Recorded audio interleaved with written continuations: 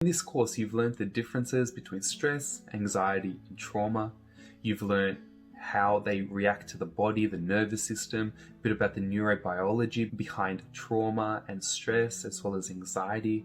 And you've also learned how to address the fight, flight, freeze, fall, and fawn responses, especially in light of your day-to-day life, whether that's at work, at home, in relationships, or just moving along in public. You've learned how shifting focus and paying attention to how your body reacts in a particular situation can bring up your own self-awareness and insight into your particular stress response. And you've also learned how to pair a particular strategy to your own idiosyncratic stress response, whether that's a strategy to deal with the waist up, or another strategy to deal with the waist down, or whether it's a strategy to help you when you're freezing up or feeling like you're fawning or falling down. What I will encourage you to do as you move forward in your life is to pay attention to what your body is trying to tell you.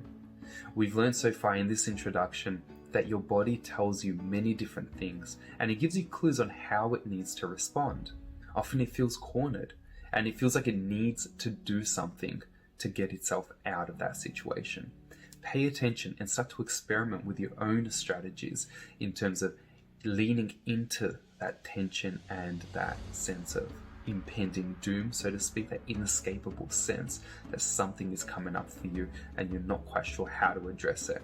And start to pair these with strategies that you may have found over time, strategies that have grounded you, strategies that from a neurobiological point of view now make sense because your body isn't distinguished between mental illness and mental health. It is distinguished between a nervous system response to threat and being able to live a life with a more balanced nervous system, a more balanced sympathetic and parasympathetic nervous system, at least when it comes to stress and anxiety and trauma.